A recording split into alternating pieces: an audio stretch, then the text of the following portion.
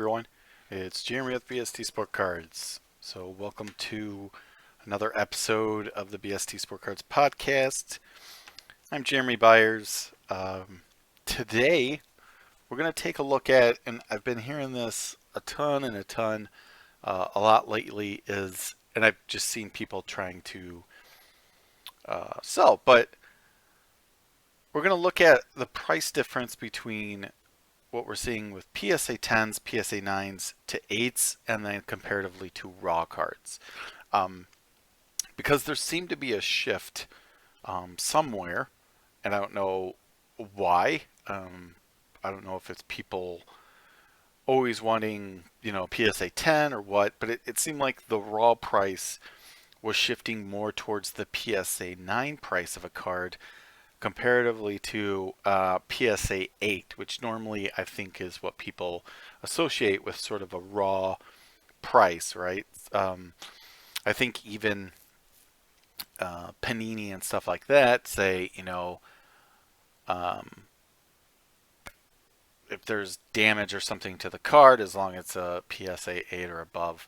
I don't know if that's absolutely true. It's just what I've heard, but that's how I associate it as well. I don't know. I think PSA 7s I don't associate with raw. I associate PSA 8s as a raw value, right? So if something is a PSA 8 and it sells for $100, there might be a small little markup comparatively to the raw, but that price point is usually very similar within a certain percentage um, of that price, right? There might be a 5 to even 10% little uptick. Maybe I would gear more towards that 5%, right, of a PS just because it's in a holder and stuff like that. So I wanted to dig into that just by using data that I found just by looking at sold items that were paid for via sites that everyone can use, whether it's 130 or Terapeak or anything like that. Um, so yeah, let's sort of get into what we did here. So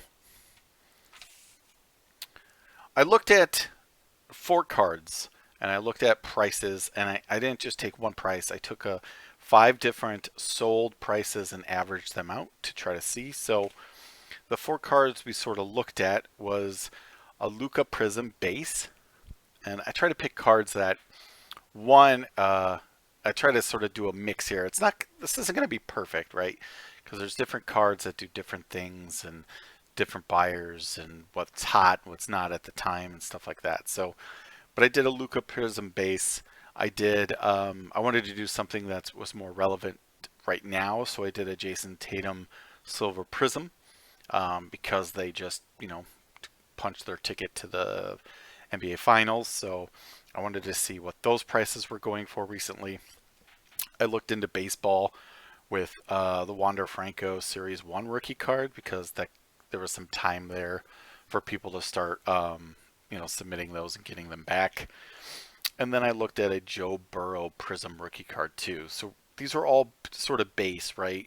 You have the Luka Prism base, you have the Joe Burrow Prism base, Wander Franco Series 1 rookie card, flagship, and then the only one that I looked at that wasn't a base was the Jason Tatum Silver Prism because I wanted to look at more of a higher end card there. So obviously the Luka's his rookie year, the Tatum's his rookie year, Wander's rookie year, and Burrow's rookie year as well. So I took all the data points and I sort of threw it into this this line chart to sort of show what it sort of looks like. So I'm going to sort of break this down as well.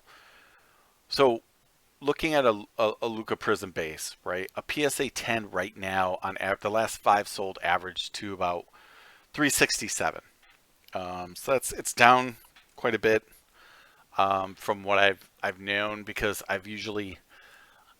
I've heard this somewhere, some other podcast. It might be Sports Card Nonsense or something like that, and it's something that I've been doing. But they said that they do it as well. Is when I go to shows and when I set up at a show and then I walk up to other dealer tables and stuff like that. I have a card in my head that I know the price of currently in the market, where any other table might have that card, and I use this Luka Prism rookie card base as that. So when I was utilizing this, it was around $400 for a PSA 10 Luka Prism base. So I would go around to dealer tables, and then I would see, right, if they had a Luka Prism base that was, for 425, I knew they were somewhat in the ballpark, and there probably could be negotiated with, right? But if I went to, a table and they had that same card for $550, I'm just going to walk away from that table because their prices are probably too high for me to even negotiate down like that. Now, if I see something very rare that I want, obviously I'll probably talk to them. But if they just have a normal, right, setup, normal table with your normal, modern, ultra modern cards, and they have something priced like that, I'm probably just going to skip their table because it's not going to be worth the time to try to negotiate or try to get closer to pretty much what that card is going for at the time, right? So, but that's how I knew it was roughly around like $400 when I was looking at this. But now it's down to 367. So that's a PSA 10, right? Then you have this significant drop to a PSA 9. And a PSA 9, roughly the last 5 sales averaged out to, and these are all rounded as well, $163. So there's your PSA 9, that huge drop, right? Now, if you look at the difference between a PSA 9 and a PSA 8, again, it's not a lot, $13 on average, right? From an 8 to a 9, while a raw is actually doing 129. So just looking at the Luka Prism base, that whole thing where people are like, hey, PSA 9s are, people are trying to get, around raw for PSA 9 prices. That's what they're trying to purchase them for. But that's not what the market's telling us here, right? Obviously, the PSA 9's got a little bit, not a ton, but it's got a little uptick comparatively to the raw. And even a PSA 8, you can see, is about $150 to $129, right? So you got a $21 difference between a raw card and a PSA 8.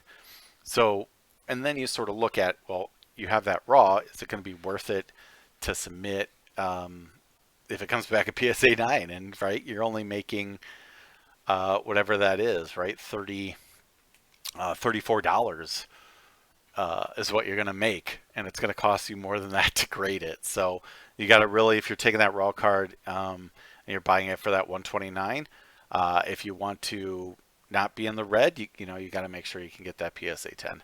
And again, this is all PSA. I didn't really look into this with Beckett or SGC, and those are the only two I would sort of go through this with, because I don't really use. I've used CSG, and I would still probably use CSG for some other things. Maybe not sports cards anymore, but obviously with comics and stuff like that, that's where I would use CSG a little bit more. But right now, I'm I've stayed away from Beckett. I'm using PSA, or I'm using SGC. So there you have it. So next we'll look at we'll go down and we'll look at the Franco Series 1. Okay, so this is a crazy one a little bit because a PSA 10, and I'm really surprised this hasn't adjusted. A Franco Series 1 rookie card. I think it hasn't adjusted because this came out during the time where there wasn't the bulk pricing for PSA, right? Back in like the Luka Prism base, people were sending that stuff in bulk, and getting those bulk pricings or getting those going to group submitters and stuff like that. So the Franco and the Joe Burrow are sort of different in that way, and I think that's why, because the cost, that sunk cost of sending it into PSA, whether it was the $50 level or they had to do it at the $100, I think the first people that got it, right, that sent it out, I forget what the first 10 that went on to eBay or something sold for, but it was a ridiculous amount of money. It was way more than $96. So you see the market leveled off there, but that's what you're looking at right now for a PSA 10 still of Wander Franco Series 1 rookie card, which is way more than I thought it would go for because of just the saturation of the market. I don't know what the pop count is on that. That is something good to look up. I could actually probably do that right now. But, I mean, you can see, right, from a PSA 10 to a PSA 9, there is a very big, that's a damn slide right there. Whoop, down to 22 bucks. So $22 for a PSA 9. Then you're looking at a PSA 8's actually $16 comparatively to a $4.50 roughly of what it's going to be raw. So is it even worth it to grade a Wander Franco Series 1? Again, you have to be 100% certain that it is going to get a PSA 10 or you're going to lose a lot of money, right? So that's it for the Wander. And let me just look at what the pop rate, someone that is a professional and has a serious podcast would have done this research before the podcast, but I am a slacker and I am going to do it while I'm on my podcast. So that's what you're going to get. Let me see. Wander. All right. So the pop count is not as crazy as I thought it was. It probably will get crazier, but right now we have it's a pop of like 1,352, right? And there's 884 PSA 10s out there. So a total of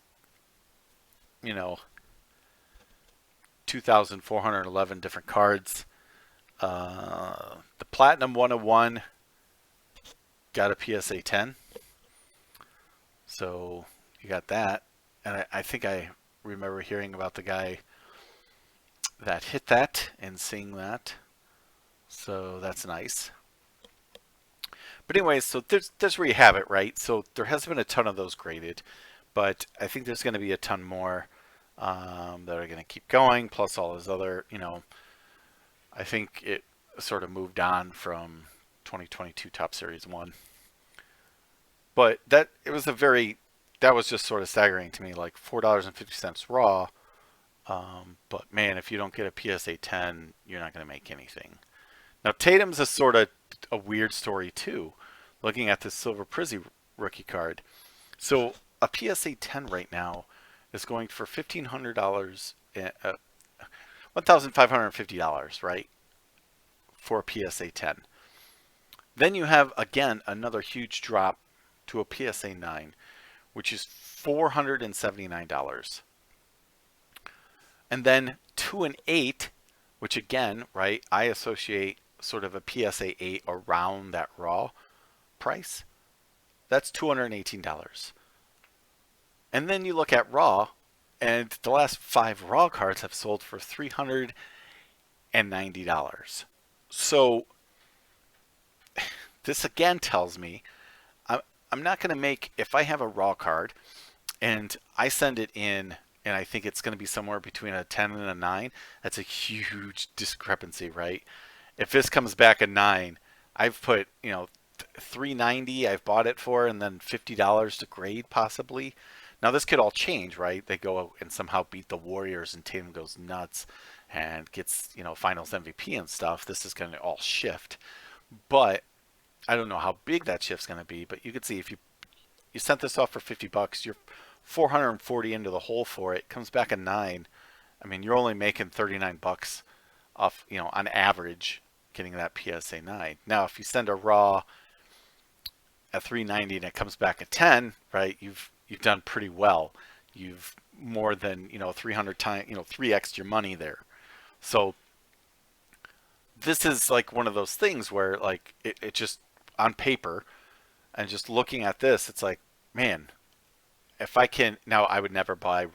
And this is just me, my opinion. I would never buy raw off eBay, because one, you can't see everything on eBay and stuff like that, and I'm not one to buy something off eBay raw and always think it's going to gem and get a PSA 10, and then when I see something, I'm like, oh, this isn't going to gem, and then I would try to return it. That's not how I work. That's not. I don't think that's. I wish there was something that could be done about that, and stuff like that. And I've even looked into that for my marketplace, like how that works and stuff like that. But and really the only way is no returns, right? That's really the only way. But then you're sort of setting up for different different ways to get scammed and everything like that. But what I would say is, like, if you go to a show and you see some reason you see a Tatum Silver Prism that is not graded, which is also going to be few and far between. But if you can get a look at that card up close and you can see, and you have a good chance that that's going to gem. Worst case scenario, it's going to come back a 9. You're not going to be out of money, and it might go up still in the future. But man, if you hit that PSA 10, you've done pretty well, right? So again, this is another one where it's completely opposite of what I thought, right? Where I thought the PSA 8 would be more in line with the price of a raw card, but a raw card is actually quite a bit more than a PSA 8. And that's what we're sort of seeing here, right? Is out of the abnormality of Wander, um, your PSA 8 and your raw is pretty close on the Luca, but then, right, your raw is more. And the same thing it goes for Joe Burrow Prism rookie cards, right? So a PSA, and this is just base, this is silver for the Burrow, but a PSA 10 base Prism rookie card, PSA 10, is going for about $277 on average last 5 sales. Well, then you go down to a PSA 9 and there's another like 200, yeah, like $203 drop right there. So now you're looking at that, and then you go to a PSA 8, which is then 52, and then you have raw again, which is $10 higher than a PSA 8 at $62. So again, it's one of those things, and you see a lot more Joe Burrow raw prisms than you're going to see a Tatum silver raw prisms. But this is another thing where it's like, okay, why would I not just buy a car raw then, right? I can get a good look at it. I'm never. The only problem with this one is you have to again make sure that the drop is so significant from a 10 to a 9. You have to be 100% positive you're going to get that 10, right? Because if you don't, you're losing a lot of money. Not a lot, but you're losing 30 something bucks, right? You're spending 50 to get it graded. There's $112.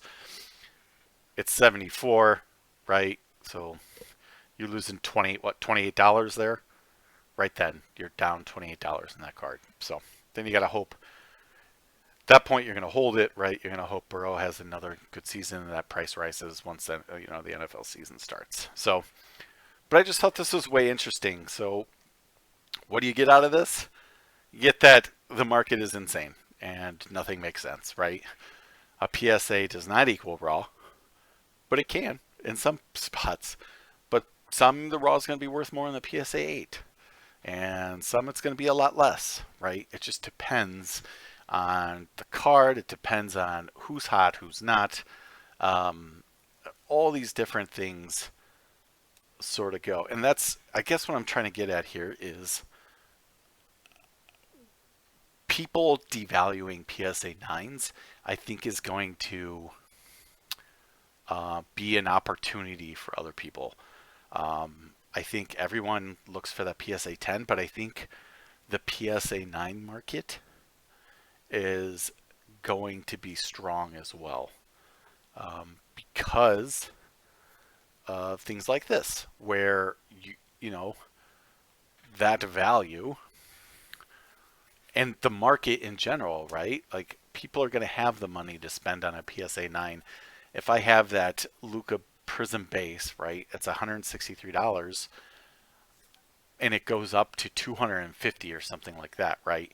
Because something happens and Dallas goes nuts or something like that next year or something. The market that's going to have that income to purchase that PSA 9 is going to be larger than the market that has, right, the means to acquire the PSA 10. And uh, different things, different things might impact that, whether it's inflation, whether it's um, all these different things, right? Gas prices and everything like that. But I think the PSA name market is a good market to get into.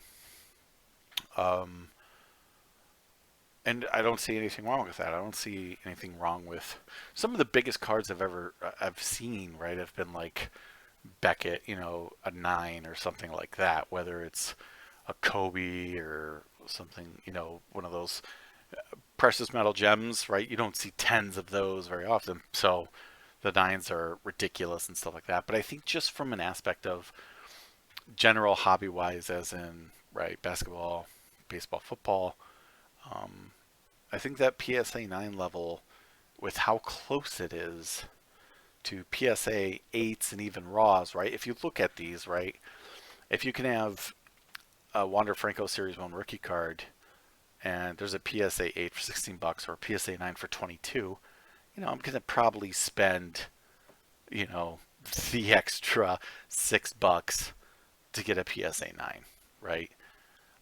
Same here. I might spend an extra $22 to get a PSA 9 Burrow Prism rookie card because I think the PSA 9 price is going to fluctuate higher quicker than a PSA 8, right? PSA 10s sort of dictate it, but if something happens and that player goes up, sort of this whole line will shift up, right? So this will go higher quicker than this. This will actually the raw will go higher quicker than PSA 8 and so on and so forth. So it's just one of those crazy like market dynamics that is just what makes the hobby the hobby. So, but I just wanted to dive into this with you guys. I thought it was cool to take a look at, numbers and see. Again, I took the last 5 sales of each PSA 10, 9s, 8s, and Raws, put it into this just to take a look. And yeah, so there you have it. But that's all I got for today. I just wanted to take a look at this. I'm going to post a lot more of these.